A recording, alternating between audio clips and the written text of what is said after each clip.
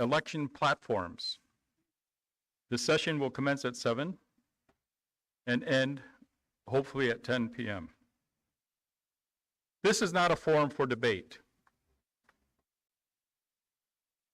This is not a forum for exercising of show of political support.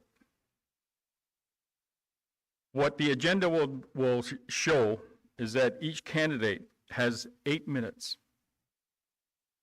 for an opening statement and to share their election platforms.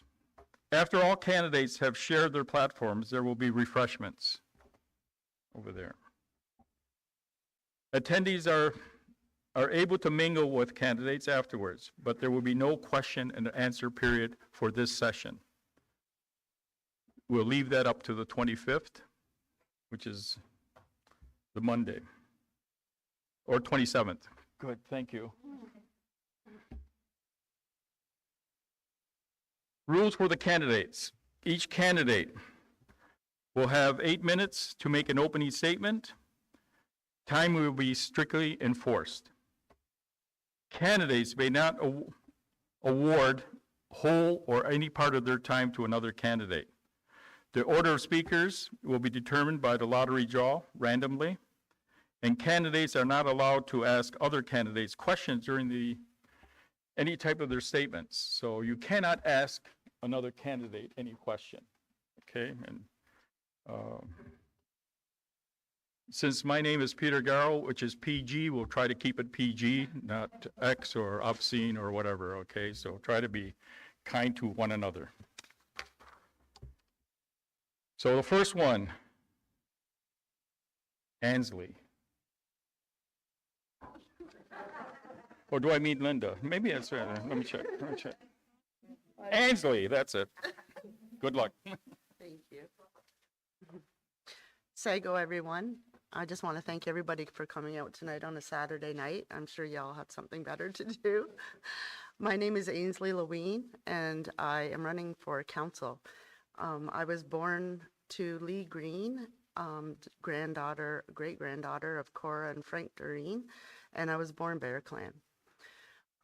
What I see for our community is we need to put strength in numbers. We need to unify.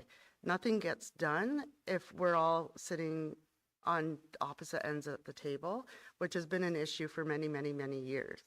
So what we need is a group of people who are willing to work with each other and try to go back to the way we were supposed to be, the way the peacemaker intended. There's a reason why we were chosen to be peacekeepers, and it's because of the respect we have and the strength, and we don't see that anymore. Everything was lost during residential schools in the 60s scoop.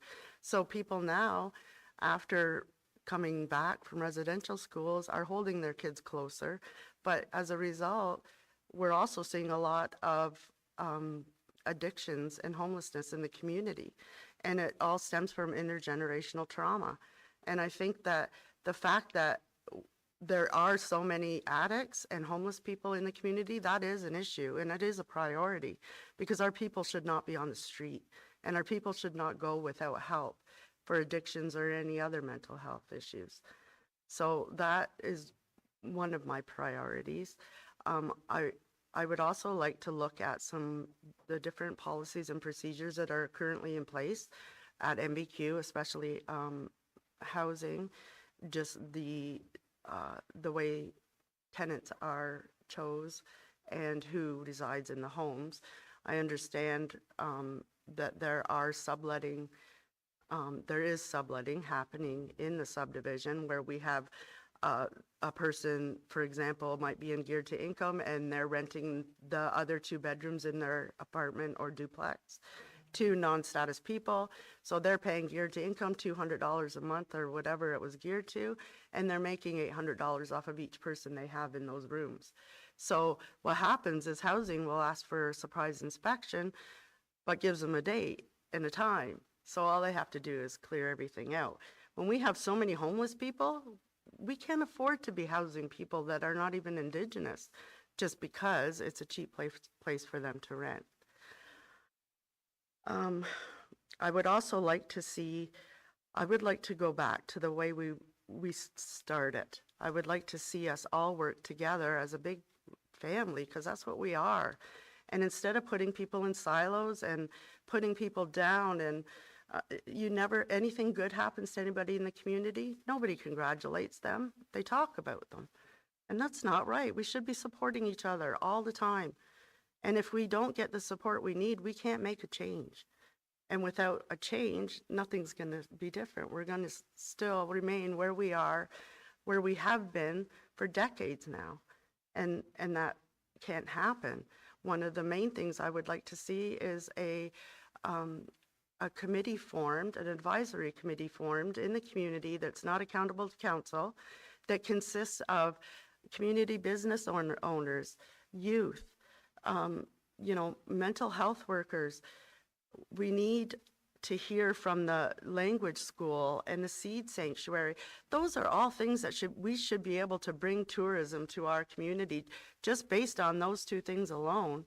So we can add things to that and make this a place that we can not only generate an income through economic development, but we can also spread the truth about residential schools and how we have lived since then and how it's affected our whole families.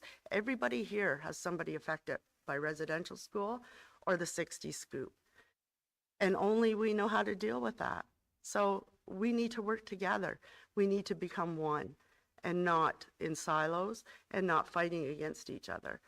We've come a long way as far as developing our community for, water and sewer and gas. And, we have a beautiful community. But when we have people that are lost and homeless and addicted, that's our youth. And if we don't have the support of our youth, or we can't support our youth, then that's also a problem. So working together with one mind and one goal, that's my thing. That's my platform. I also have 20 years experience, over 20 years experience in several different positions at MBQ. So I started in housing, I was in membership, I was in administration, I was in finance for 10 years. And in finance, I did accounts payable, but I was also trained to do accounts receivable and payroll. I've done accreditation for Accreditation Canada, and I was able to get our leadership and governance accredited through Accreditation Canada, and it had never been done before because we had to put our own things in place for them to recognize it, because we are different. We're not like every hospital or social service department off reserve. We work differently and we operate differently, and we need to learn to recognize that. Most of our people can't even get jobs anymore for the band because of the way the job postings are coming out. So unless you have a degree or in something, you're pretty much just passed over. And those that do get interviews are usually people that aren't even from the reserve. So I think we need to take into account prior learning assessment, because that's a big, big deal. And that started here at FNTI.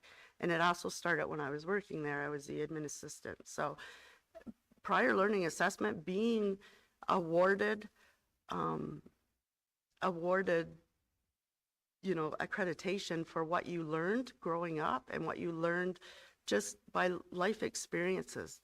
That's what we need. We need to look at that, because we're missing out on so many opportunities to hire our own people and to put our own people in positions that will make a difference. And if we're going to base everything on education, we're not going to get anywhere. We have to be a little bit more flexible. There is a lot of people here and a lot of different age groups and a lot of different areas of,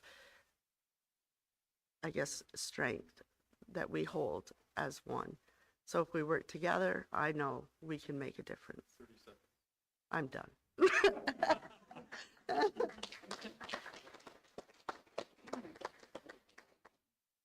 No, you had 30 seconds. Thank you. Lily? Good evening, everyone. I thank you for your time and your attention. My name is Lily Lou. Lou is my nickname. I have 12 siblings, and I was born to Amos and Anna Miracle. I was born and raised on the territory, and I finished up my education in upstate New York. And I then went to work for Eastman Kodak.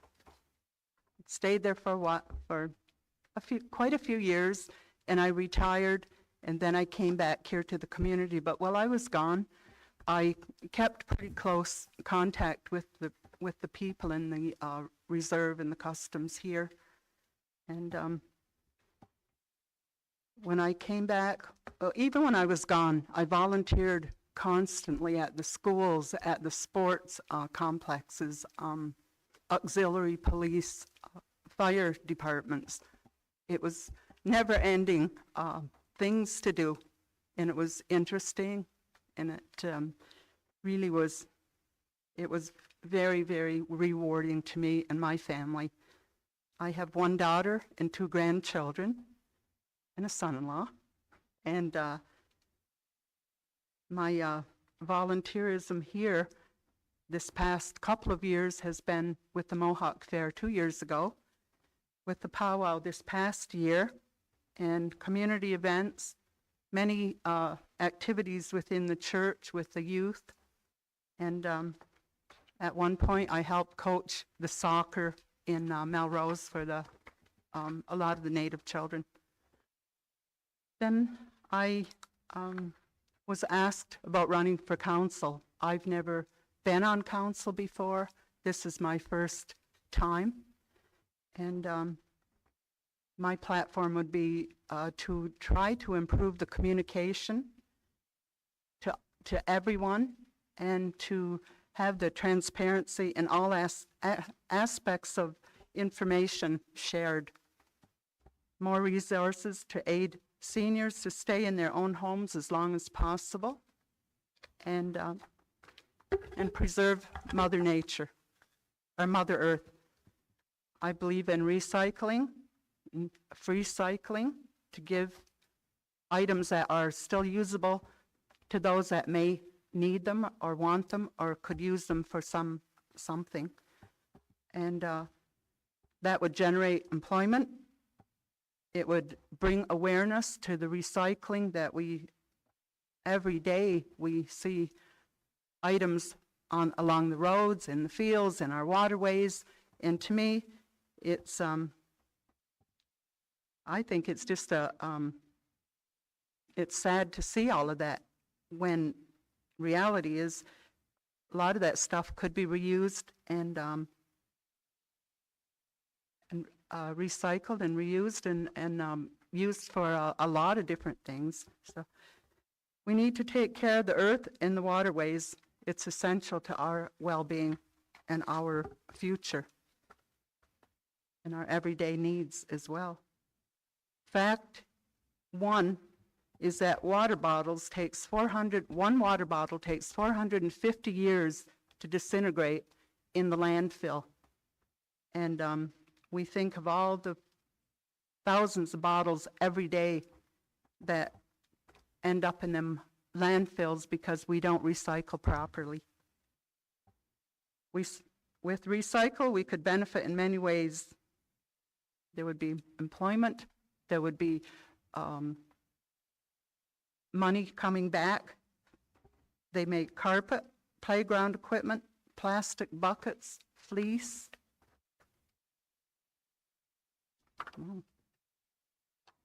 And least of all, or most of all, is toilet paper. And when you think of recycled toilet paper, it's like, really? Well, they use a lot of the paper, and a lot of the items they do use recycled toilet paper. I'm aware of how much we as a community could benefit by recycling properly, by cleaning the recycling, by taking the labels off, sorting it for the trucks that come around, and it's a benefit to us that we can do that.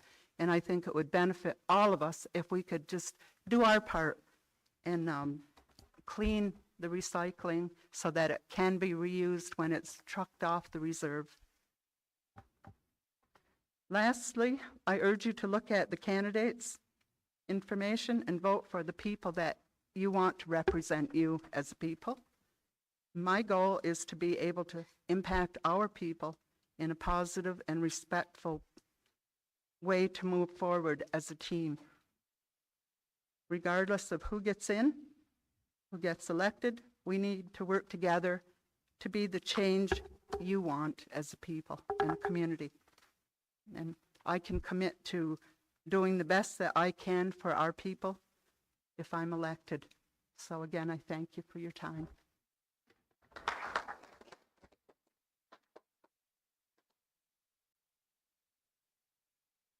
Thank you, Lily.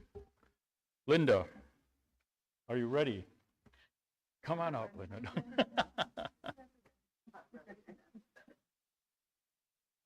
Zago, everyone. My name is Linda Lewine. I'm 62 years old. I've lived in this community all my life. I have 2 children, 5 grandchildren, a young grandson. I've worked in this community my whole life. Lived here, worked here, made a lot of good friends. I've been on council before, yes. I left council because we were in a pandemic and it just scared the heck out of me. I needed to go back, take a step back and look at myself, look at what I really stand for, and what my community really needs. And I've always been taught just to give of yourself. So all I've ever done is tried to give. So I tried to work as hard as I can. So I tried to, I work for the Native Women's Association. I've been with them for a while. I also help out with the Mohawk powwow. I always help with the fair board. And then I started 4 years ago, I started a program of my own called the Grassroots Fund. And with that fund, what I found was that some of our people wasn't able to, or didn't feel comfortable asking for the money from the TCDF committee. And I just found that there was a need and something had to be filled. So I started a committee, not just by myself. You never do anything by yourself. You always do it in teams. And I always found in this community, we always have the strongest teams. When we work together, we can accomplish anything. So with this fund, what we do is we give back to the community. We give back in groceries. We've helped with orthotics. We've helped with hearing aids. We help, mostly it's with groceries, medical. We've helped with some tuition. We've helped with hearing aids. And my platform is I would like to see if we can empower our youth. If it isn't for our youth, how are we going to get some strong new leaders? We need to empower our youth and show them and lead them and show them the path of how to be good leaders and be good to our people. And we also need to honor our elders. If it wasn't for them, we wouldn't be here. And we wouldn't, and they have the knowledge that we need desperately. We need to plug into that. And we also need to plug into the traditional side of us. We need to somehow come together as one. The other thing I'd like to see is food sovereignty. Times is getting tough. We don't farm like we used to, but we need to. And we need to empower our seed sanctuary, and we need to grow our own, because we don't know what we're getting out there anymore, but we need to look after ourselves. But I think as we can work together, I think we can do anything. And I feel stronger this time coming into council, and I will work as hard as I can for each and every one of you. And all my doors are always open. And anytime anybody asks me to help, regardless of what it is, I go and do it. Because you people mean the world to me. my community means the world to me. Because if it wasn't for you, I wouldn't be where I am today. Because each and every one of you have touched me in some way, form, or fashion. And that's what gives me the encouragement today to stand here to speak to each and every one of you. I always speak from my heart. And that's my passion. My passion is this community, and I will work my hardest and my best to my knowledge. And with the resources that I have, I will do the best that I can for my community and for our children and for the next 7 generations that come. So please, if you feel that I can do you some good, please vote for me, and I will work for you. And thank you very much for your time today. It's so good to see so many people here today. It's just a blessing. It just fills my heart today. Thank you very much, and yeah.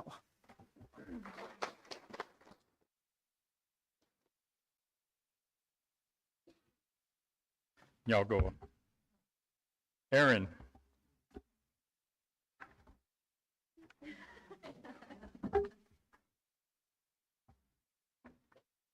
There you go. Okay. Hello, everyone. Thank you for coming out tonight and spending your Saturday night getting to know this year's candidates. This is probably a different atmosphere than some of us might be used to on a Saturday night at the pad. I will start by introducing myself. My name is Erin Ferrante, Erin Lee to some. I am Wolf Clan, born and raised here in the community by my parents, Mary Ann and David Spencer, whom I'm sure some of you may know. I am very lucky to have been brought up here with a very close-knit family. I grew up surrounded by my sisters, my cousins, my friends, and the most loving aunties, uncles, and grandparents, all here on Tyendinaga. I feel very fortunate to now also be raising my 2 sons here with my husband, Mike, of 14 years, which doesn't make any sense because I'm only 29. I'm joking. With all of their cousins, aunties, uncles, and grandparents in their home community. I'm so grateful, and it hits harder now, that my kids get to experience what it means to grow up in their community with their culture.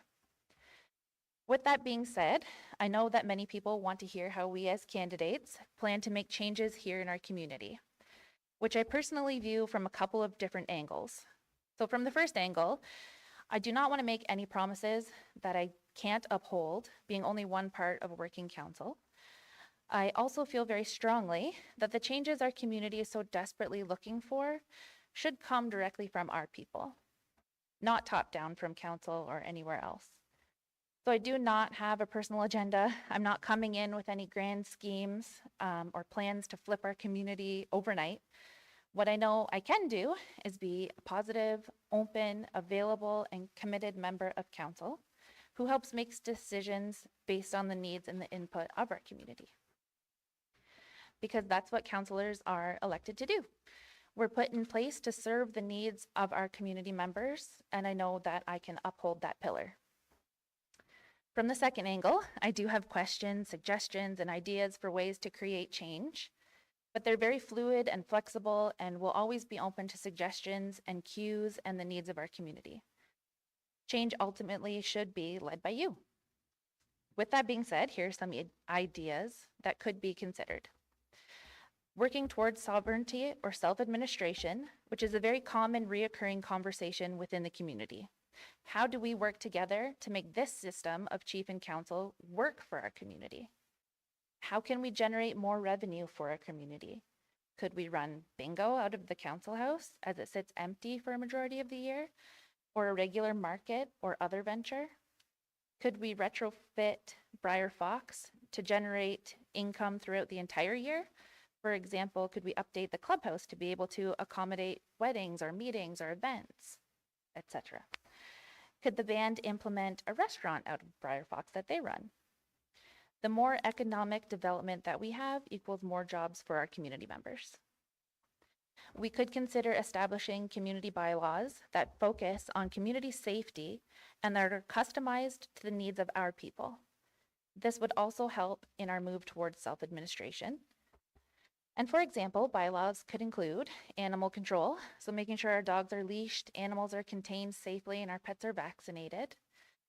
Open air burning, this could include restrictions on the burning of garbage and tires, and could include restrictions on burns during dry seasons, or simply add rules to ensure that burns are conducted safely. Fencing of pools, ATV on roadways, use of land bylaws to protect our environment and natural resources.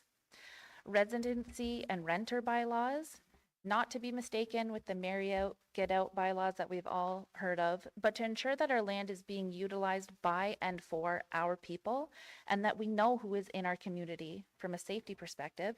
And also, as Ansley had mentioned previously, if there's subletting and we know that we have people needing housing, our people should have access. I think we also need additional support for our schools and daycares. Council should be willing to work with the school to help ensure that our students are getting the best education and cultural knowledge possible, and to help bridge any gaps in the school system. I also know that there's a shortage of affordable childcare for our children on territory, so maybe there could be a potential for expansion there, as well as transparency on the wait lists and the admitting policies for that. I know there's always questions, so it'll be good to review and just make those things aware. There will also always be an ongoing need for affordable housing on the territory. And I think that these efforts should always be continued, not only for new housing, but to maintain our current band housing as well. There could be consideration for an apartment building, which would house more people with a smaller land footprint.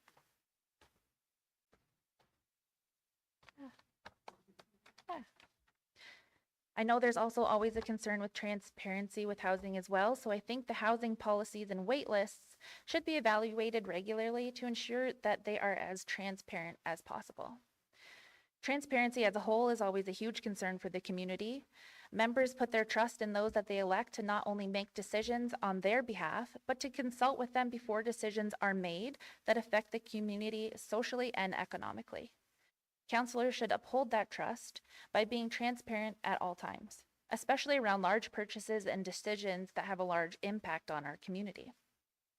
I also think that we should spend some time repairing our community relationships with our staff at the band office and council as a whole. I don't think that any member should ever feel afraid to access services or contact anyone at any of the band buildings, or ever feel like they are an inconvenience. After all of these services are here for community. And council especially wouldn't be here without community.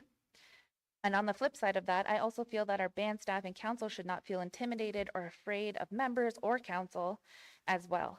I think that if our staff feel supported and appreciated and trusted to do the jobs that they were hired to do, and let's be honest, some of them are doing the jobs of 3 or 4 or 5, without interference, then community will begin to see happier, healthier staff who are better able to assist our members.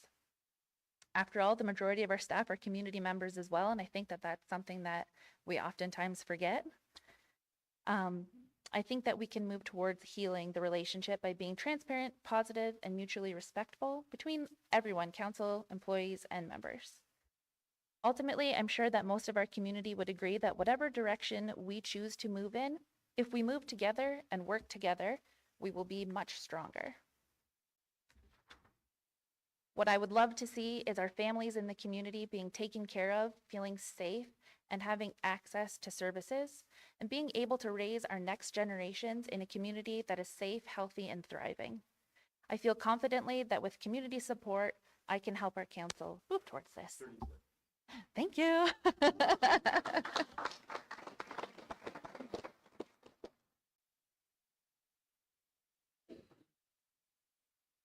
They have 30 seconds, but however. Now, Aaron. Curtis, Chip, Brandt. There you go, Curtis. Thanks, Peter. Good evening, ladies and gentlemen. My name is Curtis Brandt, better known as Chip. Some of you know me. I've been born and raised here on Tyendinaga, Mohawk Territory. I've been enjoyed raising my children here. I am a husband, a father to 4 children, grandfather to 2. My parents were the late Bill and Norma Brandt, was Bill's class, at that time. My grandparents were Cameron and Helen Brandt, and Percy and Eileen Green. I was a member of the Mohawk Fire Department for 30 years. This is just some of my stuff. I've currently sat on the Recreation Committee that we're newly formed here in the last couple of years. Also, I'm the Vice President of the Kenny Horseshoe League here on the territory. I've resided here all my life. I believe I can contribute positively to this community.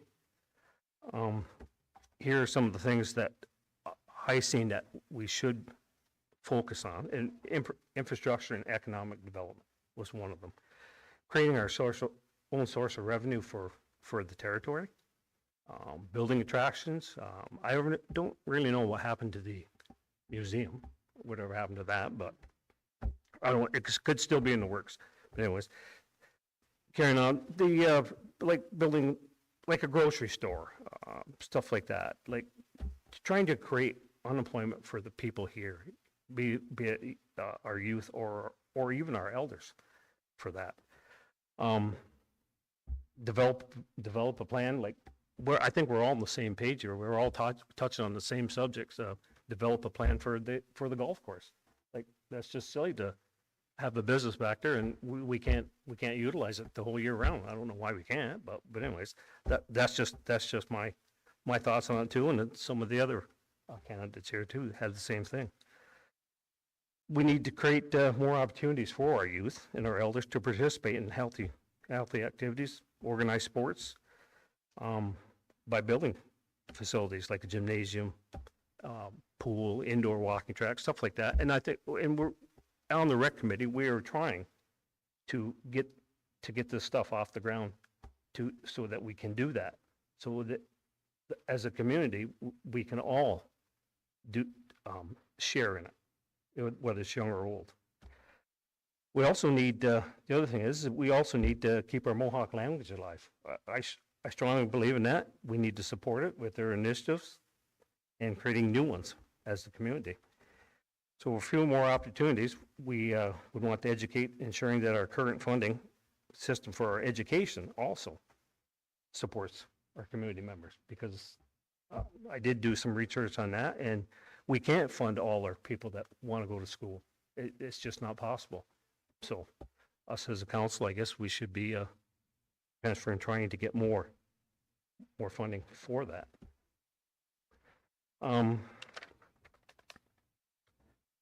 So I just want to touch a little bit on the infrastructure. Like I said, like building something here that we can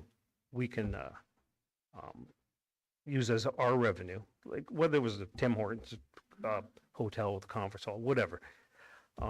We need to develop some source of revenue like that. Like I said, we have the golf course, but that's only part. We need more employment opportunities for the community members with competitive wages, I believe, because it's to me, I see it spread all over the place for some reason. I don't know why. We need to fix some of the programs that we have now. We really need to address them. One is our sanitation. You know, they can't keep, they gotta go twice as hard to catch up when stuff breaks down.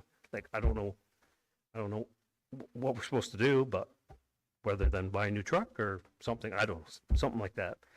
As I said, and the recreation. We have a beautiful site down there. I don't know, we need to develop it more, just more, because it's a big place, and we've got lots to put in there. And like I said, back to support our language initiatives, we need to do that, because I strongly believe that our language is a big part of us. Now, I know it is in the schools, but it'd be like we haven't got our kids are not all in these schools. They're all spread around, but they don't get a chance to get the language. And I took it upon myself that we're trying to get people that we can send in there, whether we got 30 students at one school, you might have 10 at another. They need to know the language too. They do. and starting them at the young age, they need to do it. So, things like that. Another one. INAC, not enough healthcare. It's not covering enough. We need to go after them for that. Food security for our community. The food bank has gone, it's gone like heavy. You know, and we're trying that. I know we have community gardens, but still in all, food security is big here because people have to eat. Your kids have to eat.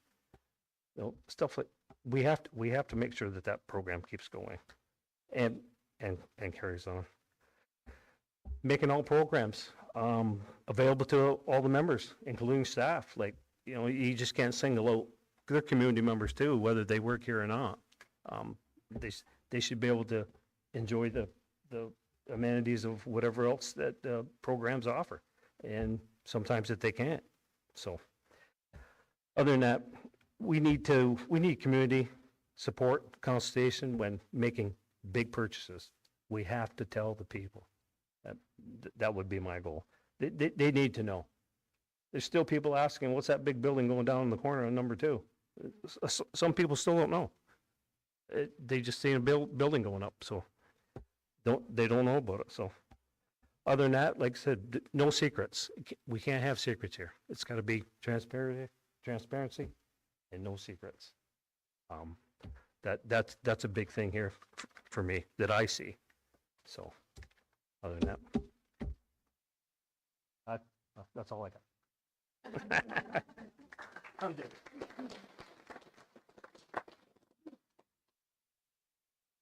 Thank you. We have Chris Miracle.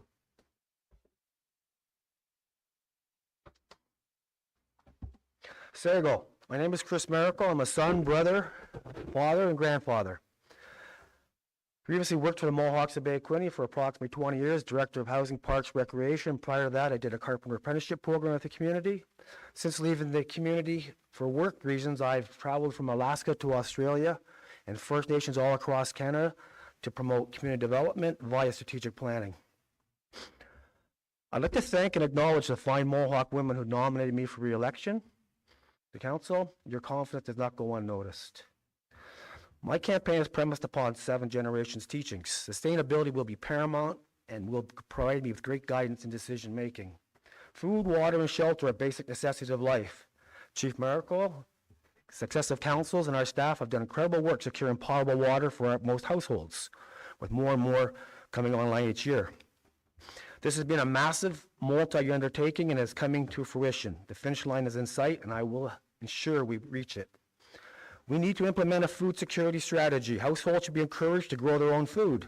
When possible, our schools, elders lodge, and struggling population can be supported with gardens, orchards, and greenhouses. Once upon a time, we were a sharing agricultural society, and I pride ourselves as such, and there's no reason why we cannot return to those roots. Climate change is having significant and catastrophic consequences for all people, and much sooner than anticipated. We must do more of implementing energy efficiency initiatives, perhaps even developing renewable energy production here in the community. We need to secure funding to create additional homes in currently identified and in other development areas. The waiting list for home only increases. We need to be even more aggressive building homes. There is a housing crisis out there, and it touches upon every one of us. If elected, I will lobby TMC to start phasing in the conversion of rental homes located within Huron Branch Drive towards the eventual home ownership. I believe a good portion of the recently acquired Culberson tract lands could be set aside with an idea to create perhaps 100 lots specifically set aside for first-time homeowners. This would provide significant social economic opportunities for our membership and wealth generation from the equity that comes via home ownership. The Communities Revolving Loan Fund is the envy of every First Nation in Canada. We need to identify ways to enhance the fund's growth in order to meet the ever-growing demand for housing loans. Next spring, the maximum loan amount will increase to $350,000 per eligible applicant, and perhaps the new council will even increase it even higher if needed. There are opportunities to receive funding to build homes off the territory. If elected, I would push to have us have more affordable housing options for our members in Belleville, Napanee, and perhaps in Kingston, Toronto. On the topic of community safety, we are getting ever closer to establishing our own standalone police force. Negotiations are moving in a positive direction. Tyndall Police Services is drastically underfunded. I am proud to say I was on the hiring committee for our 2 newest officers, who are 2 fine young men from our own community. If elected, I will work towards bicycle and pedestrian lanes adjacent to our roadways. I will work towards reducing the speed limits and heavier enforcement of dangerous driving practices. Our renewed Parks and Recreation Committee, some of those folks are right here. And the Tobacco Fund, folks. That wasn't grammatically correct, but the Tobacco Fund, those people have been instrumental with numerous projects, plus many others under consideration and planning. And stay tuned, exciting things are on the horizon. All parks equipment were replaced this past year. By next spring, our splash pad will be operational, and a new and improved beach volleyball courts will also be in place. Recreation is key to a healthy and vibrant community. Earlier, I made reference to Culberson lands and the return of the former Kimmitt property and quarry back to Mohawk to Bay Quinte. We are very close to finalizing the return of Forester's Island.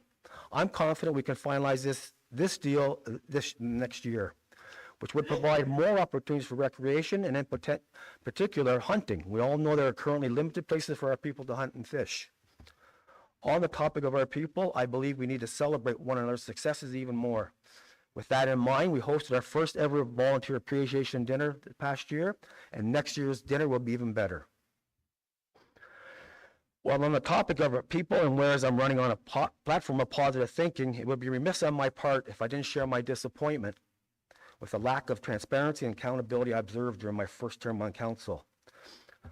Look at those fresh faces behind me. And having worked with most of them in the past, transparency and accountability will occur moving forward.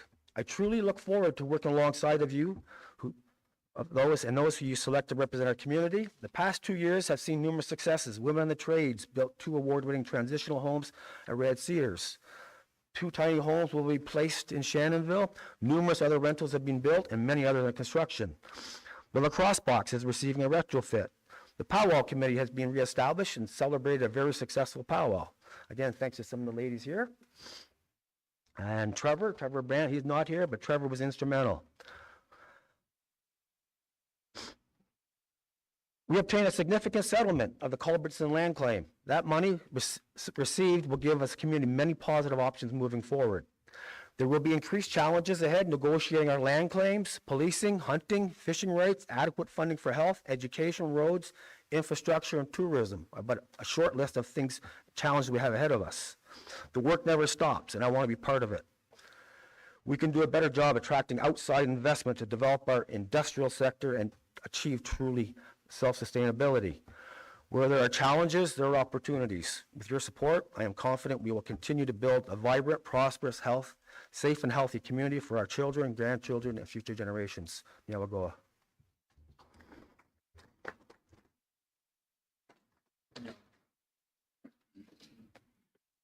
Yawa. Okwali.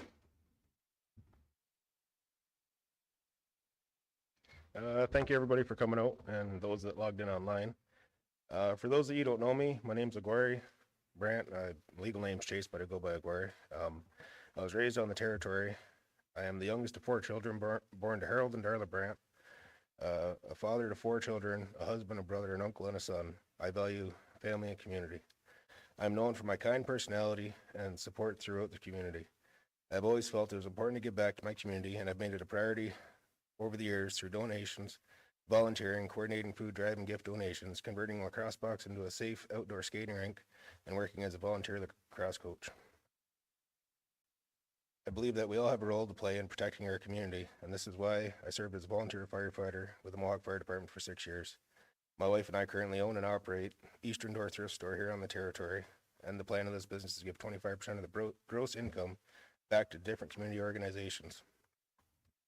My most recent employment was with Original Traders Energy, and I enjoyed my employment there because they continuously give back to communities they operate in, even here in Tyndall with a donation of $1 million towards the fire department. I previously operated Mohawk vehicle profession with my family for 2.5 years. I pride myself on being an honest, hardworking man. Growing up on the territory, it's provided me with an understanding of the history of Tyndall and the importance of sovereignty. Being a young father, I understand the importance of sustaining our language and culture for next generations to come, as well as the importance of being self-sustainable as a community. I am running for council as I believe our younger generation needs a stronger representation on council, and I'd be honored to be that voice. My approach incorporates an ability to listen, a willingness to work with all community members, and a belief in transparency and accountability. As my father always told me, you can't have strength without unity. If elected, sorry, I hate public speaking. If elected, these are items I'll work towards: transparency, governance, no secrets, youth engagement, better health coverage, and better care for our elders. To touch on transparency, informing a consultation with our community members will be my focus. Community consultation should be a top priority for council when dealing with our community's funds, lands, investments, economic development, and the rights for our future generations. Financial transparency is another top priority of mine. I'll ensure the community is better informed of the financial dealings, and an honest effort is made to make community members aware of all council and audit meetings, as well as community engagement consultation meetings. I will strive for a well-informed, community-driven council. On self-governance, we as Mohawk people are sovereign. We need to be on a nation-to-nation basis with the federal government. We need to distance ourselves from Ontario and Canada as a whole. With self-governance, we'd have a standalone police force that's accountable to our people. We'd work towards our own licensing and for vehicles and drivers. We could change the election process and step away from the INAC system. Being self-governed, we would prosper as a community and a nation. We need to lean towards a more traditional government model. No secrets. How did the council purchase a golf course off reserve before anyone in the community knowing? How did we partner with other First Nations on a housing complex in Belleville before anyone knew? The former councils hid these items from the community until everything was final. This is unacceptable. I believe that if community resources are being used, the community needs to know and have a say. Yes, this will slow the process on projects, but at least there'll be no secrets. Youth engagement. Youth in our community are bored. They need something to do and places they can go. I want to create more youth programs, including the creation of a youth drop-in center, a safe, drug-free place that youth want to go to and relax with free access to internet, TV, gaming stations, pool tables, music, canteen. The center will provide valuable youth resources such as traditional teachings, job search, career planning, mental health awareness, support, and life skills workshops. The center's goal will be to engage our youth and keep them on a good path, teaching our traditional ways, valuable life skills, and providing information to accessible resources. Why do our children have to leave the community to play sports? We need to create programs here for future generations. On the healthcare, the coverage through INAC is a joke. The program is very limited in resources to our people. We need to lobby Canada to step up and actually care for our people. Being denied proper medications or procedures because of health coverage. Being denied proper medications or procedures because of our health coverage. Lucky for me, all my former places of employment had health coverage, or I've been owed tens of thousands of dollars for one of my children. Better health care for our elders, or better care for our elders. It's great that the former council lobbied the federal and provincial governments for money for a $70 million long-term care facility. The problem is there will only be a limited number of beds set aside for our elders from this community. I believe the majority of beds should be designated for our people. What happened to the Elders Lodge? I've heard all kinds of complaints from residents there, and poor maintenance is just one of them. And that's where I'm at. Thank you.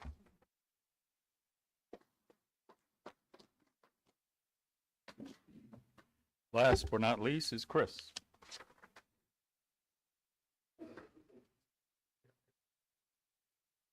Okay, I forgot my notebook. Anyway, my name is Chris Brandt. I believe everybody in this in the crowd here knows me, Chris Brandt. And for those that don't know me, I'm Chris Brandt, the hockey player, right? Who? Chris Brandt? Oh, the hockey player. Anyway, I don't have any big speech. It's going to be really short, and like Linda, it's going to come from the heart.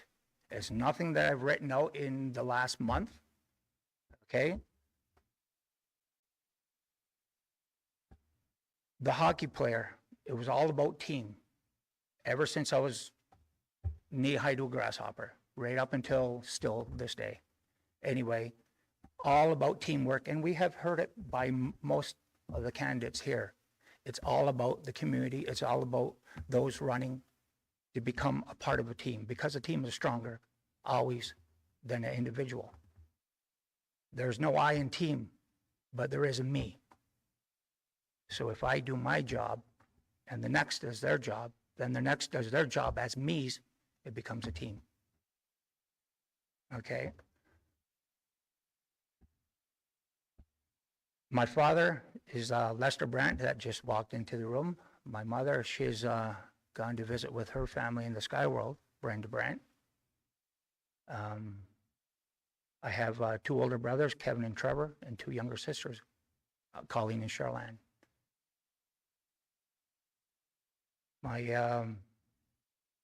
My thought for running is I don't have a lot of ideas. I do not have a platform myself, but what I want to focus on is listening to the community members, especially the elders, because it's our elders that raised us. We are who we are today because of our elders.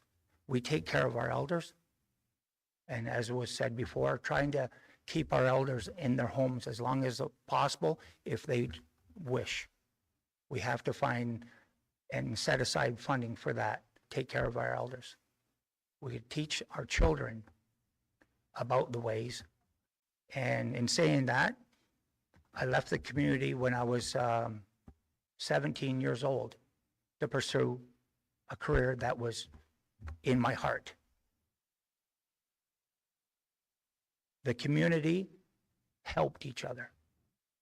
I can remember traveling down the road with Dad, and he would say, "Oh, there's somebody building a house. We've got an extra couple hours. Let's stop in, give him a hand." And we would. That's what family used to do. And we weren't even family, but we knew the people that were building the house. We lent a hand. I played my career. I moved back to the community to find that it's changed everybody for themselves. I shouldn't say everybody, but most of the community were then for themselves, and nobody lent a helping hand anymore. I'd like to see the community start to get back together, being a family, being a community. In my travels with hockey, I've traveled all across the US and I've traveled all across Canada. And I might have visited 200 or 300 reserves. And these messages that we bring to these other reserves when we go out performing in hockey exhibitions, we go to the schools and we try to teach the kids about getting an education, having a right frame of mind, and staying away from the influences of drugs and alcohol. Think with a straight mind. And also following their dreams, like I did. You follow hard, you work hard at your dreams, they can come true. If you give up a dream, you'll never ever see it. I'm very, very strong-minded, and I'm strong-willed. And for those that you know what I have accomplished in my life, you'll know that to be true. Okay, I'm more nervous standing up here talking to you people as an individual than I was playing my first NHL game against the Quebec Nordiques, because that was something I knew. I don't know about council, but I'm willing to learn, and I'm willing to fight hard like I've done my whole life. So, infrastructure, I think money set aside in certain places. Example, a food. We have to have a food store here, a big one, a big grocery store. Instead of taking our wages off the reserve to the big Walmarts or Metro or whatever it is, why not put into our own? It creates jobs, you know. Another thing that I would like to see maybe is right up my alley. Has to do with fishing, which is a marina. But if you ask anybody in Ontario, what is this area most famous for? The walleye. We have to start like Uncle Wayne up in the sky world with my mom. He tried to give back to our area, give back to the Bay of Quinte by harvesting and putting the small walleye fry in 30 million at a time back into the bay, because we do have so many fishermen that take the walleye from the bay. We have to start replenishing it or it'll go away. So why not incorporate a marina, maybe a motel, and a hatchery to start giving back to what it makes this area most famous? That's a couple of my ideas, but most of all is whoever is elected tonight, whoever is elected in the upcoming election, that they work together as a team, listening to the community. Thank you very much.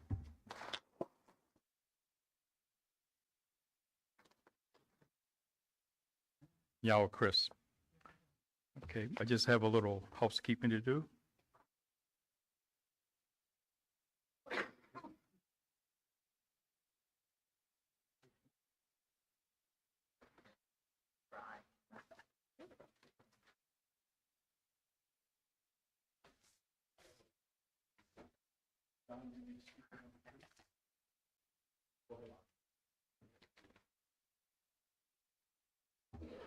Before Andrew starts, I want to thank every one of the candidates for council.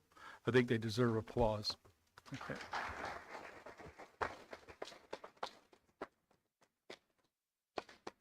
Sagos, Quinagogo. Glad to greet you tonight. Ladies, men, women, warriors, and above all, business people.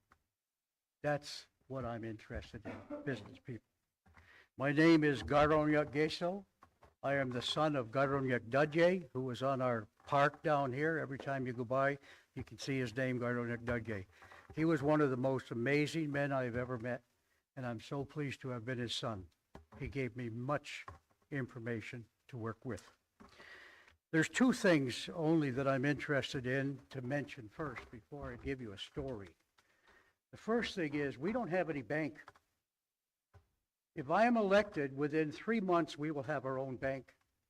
You know why we'll have our own bank? Because I own the bank of CIBC in Desverano. And it will be owned by the band. And you will have a place to put your money in. It will be secure. You will be able to borrow money for your business. You will be able to borrow money for homes. And this 300,000 or 350,000 is ridiculous. Should be a minimum of 500,000 that you should be able to borrow. No question about it. We have our own bank. We can do those things. The other thing is the cannabis licenses will be issued to the business people that are operating on this territory, and that'll be within 60 days. We have a good council here that we can work with. They want to do these things. I'm listening to them all. I really enjoyed this last one here. He didn't even bring his papers, but I was really excited about what he said. Very excited. And the others too, they're all interested in doing and going forward. So we will have those licenses in place for the cannabis people that are operating here, because they're operating in many problems and they need to be corrected. Here's a story I want to talk about. I knew Skip Hayward. Skip Hayward was a man from Connecticut. He was a Massantucket Pequot, and he was living on a territory with his grandmother, which was not even 1 acre. And he got in his mind, you know, I'd like to bring the Massantucket Pequot people back to a nation. So he went to Washington, D.C. He had no money. He had to sleep on a park bench and underneath the bridges. And he lobbied the government of Washington, D.C. for recognition for the Massantucket Pequot people. And he got it. And then he came back and he said, oh, here's my idea. My idea is to build a casino for our people. So he looked into the woods The foxes were running around in there, so he thought a good name would be Foxwoods. And you know what? He went to the banks in Massachusetts and in New York, all of them, and he couldn't get any money. You know why? Donald Trump and Merv Griffin had gone to the banks and said, don't loan any money to the natives if they apply for anything. So they didn't. Why do you think Donald Trump and Merv Griffin lost their business and went bankrupt on their 2 casinos? Why do you think? What goes around comes around. It's always the fact. So then he built a very successful casino, but he had to get the money. He went to Malaysia. He met a man by the name of Michael Tom. Michael Tom says, sure, I'll loan you the money. He loaned him the money. He built the casino, and as you know, Foxwoods has been very prominent and very successful. He paid Michael Tom back the money, and as a blessing for Michael Tom loaning him the money, he said, we're going to give you the hotel to build. He built a 17-story hotel building, brought in all the Malaysian woods. It was absolutely beautiful. I've stayed there many times. It's a wonderful place. So that was a blessing that he gave to him. You know what? Have you ever heard of the last of the Mohegans? Well, they found one. And he said, I want to build a casino too. So he got in touch with Saul Kirshner. Saul Kirshner came in and he built a casino for them. After 5 years, the Mohegans were smart enough and said, we don't need you, Saul, any longer. You can retire. Saul didn't retire, but Saul had the right to build a hotel. He didn't build a hotel because he was now going. So you know what he did? He sold the rights to the hotel for $450 million. You know what he did? He went to the Bahamas, to Nassau, and he built Atlantis. And some of you that I see here, I've seen in Atlantis because you've been a guest of GRE, and they've sent like 1,200 people down there at a time to stay in Atlantis, right? So the Mohegans were very successful too. They have many casinos all over the place. Did you know that the Mohegan Sun runs the Fallsview Casino in Niagara Falls? It's natives that are running the Fallsview Casino that is owned by 649 OLG. Very interesting. And then we have Dubai building another Atlantis at $2 billion. Well, we have the opportunity right now to build our own casino. We have $2 billion that's appropriated. We could probably call it the Eagle Premier. We have the land that's been sitting for 40 years dormant at Marysville. It's on the Kings Highway number 2. It's in view of the mighty 401. We have an airport down here that we could use. The marina, I'm excited about the marina. That's what we need here is the marina. All these things work together for good to bless the people of Tyendinaga. But we need to get moving. I ran 42 years ago, and none of the things that I ran on has been done. When do you think they're going to be done? When people take advantage of the opportunities that they have to do them. Now, you'll get on in Belleville on the train, and you'll come to the casino because the train will go right through the casino. No charge for anybody in Belleville. Anybody gets on the train in Kingston, no charge. It'll be paid for by the casino. Guess what? The Seminoles give $7,000 a month to every member of the Seminoles. Billy is a friend of mine, James Billy. $7,000 to every person, men, women, and children per month. This is from their 5 casinos. We could have one do well. They will give us $50 million for the license for 20 years. And 51% of the money that comes in for 20 years or for even longer. Can you imagine the women where they will buy their purses, their Gucci purses, their Michael Kors purses, their Christian Dior purses? They'll buy them at the territory. Why? They'll be paying no taxes. I have a meeting right now with the manager of the Shorelines in Belleville. Because I don't like the idea that our people are paying taxes up there. I'm going to tell them about it. We're not subject to the taxes. I don't know why they haven't been spoken to before. But anytime you buy anything in any business outside, we will notify the business that our people are exempt from tax. I fought the gasoline tax for you, and I won it. Why do we have 25 gas stations here now? Because there's no tax. But that could be, how many? 30. 30. And for 35 years, I was the only gas station here. Think of it. But it cost me 3 years of my life, a lot of money, and I finally won in court. Now I've got an action right now against the quota system because I think it's illegal. You go to McDonald's, they don't tell you how many drinks you can buy in a week. You go to Tim Hortons, they don't tell you how many coffees you can buy in a day. But they tell us natives, you can only have this many, and that's it. Thank you very much, Andrew. Thank you. Don?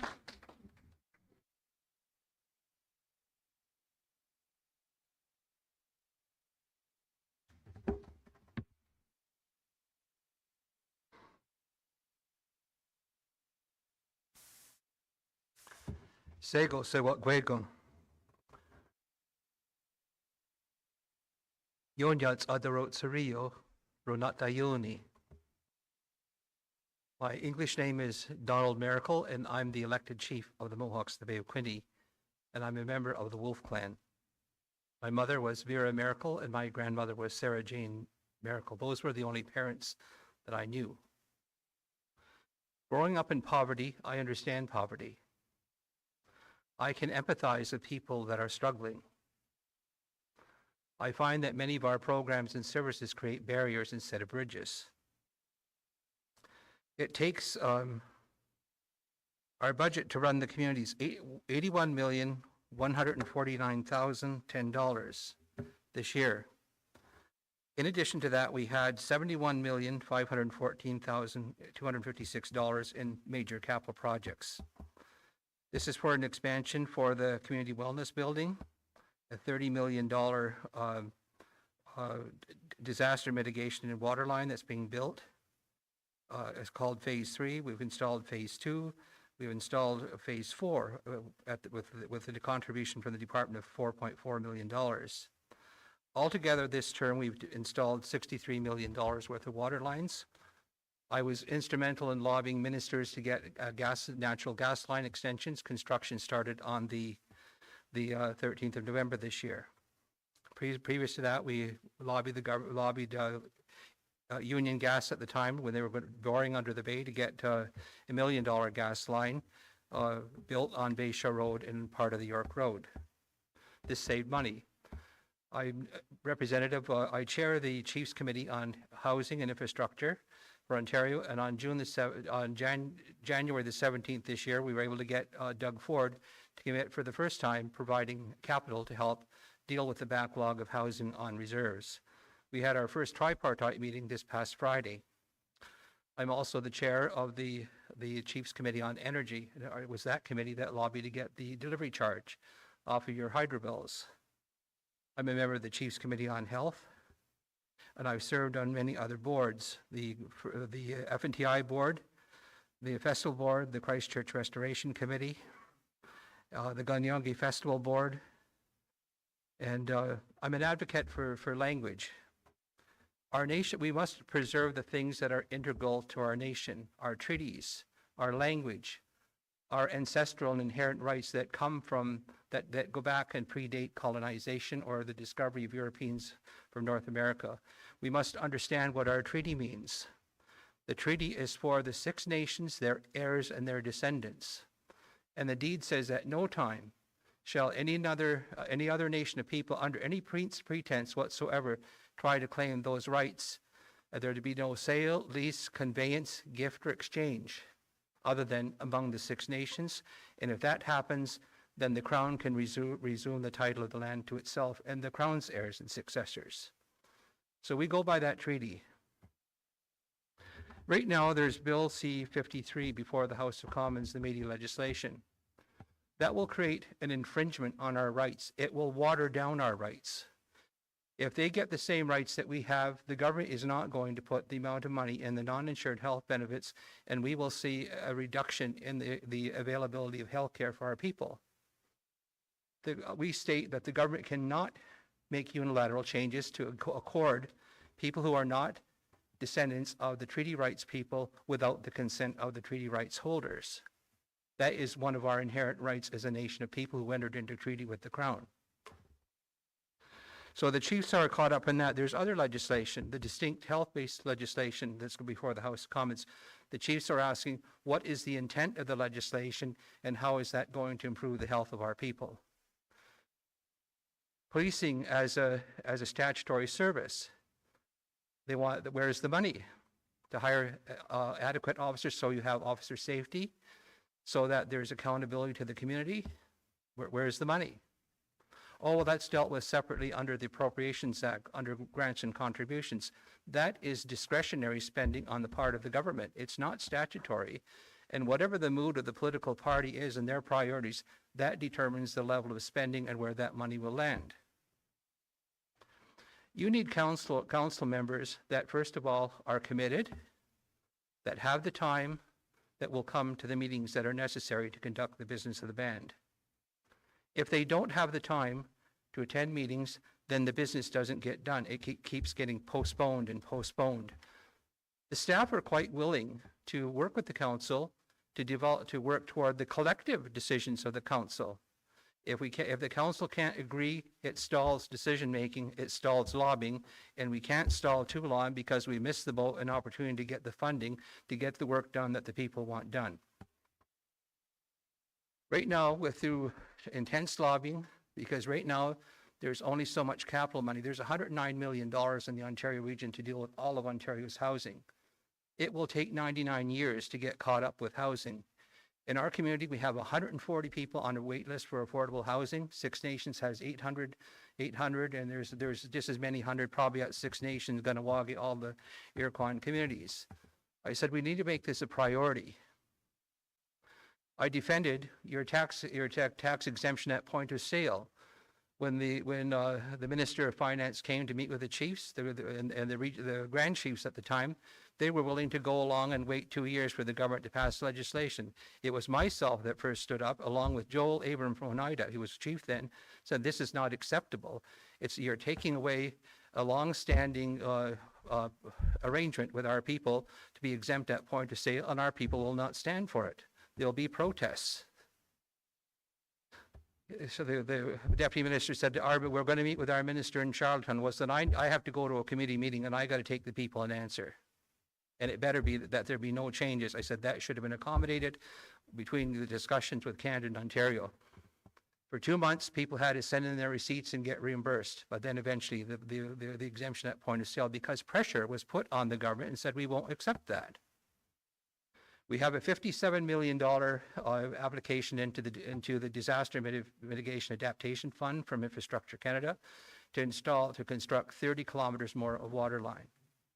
And we're hoping that we can get 100%. We're holding Indian Affairs' feet to the fire. They're supposed to be 100% operation and maintenance for water and sewer. In order to have economic development, we have to make sure that our infrastructure will accommodate growth and that comes along with more houses and businesses. Right now, many of our electric power lines won't withstand that. We have to upgrade the power lines, so we've had discussions with Hydro about that and the need for capital. Long-term care was a priority.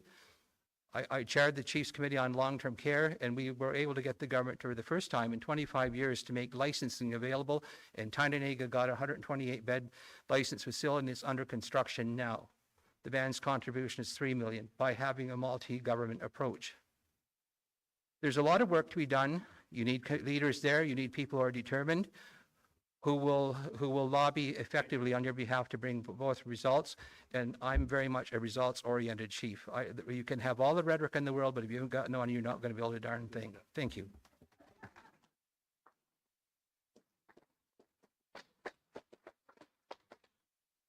Again, I'd like to thank both candidates for chief, and maybe an ovation for both of them. I think their platforms were done. We do have refreshments, but before we get to the refreshments, I just want to let you know that a number of years ago, I have a brother named Dirty Harry. Dirty Harry was a cop with Akwesasne Mohawk Police Services. There was an advertisement in Tyndonega for another police officer, so he applied. He got the job. When Dirty Harry got here, of course, your other two constables I think, were Richard Brandt and Tom Miracle.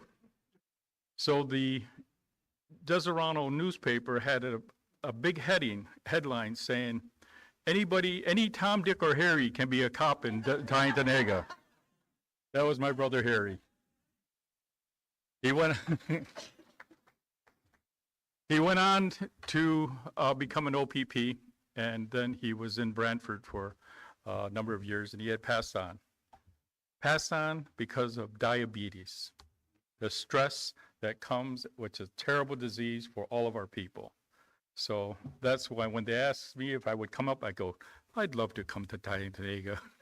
Anyway, I want to thank you all, every one of you. Great job, okay?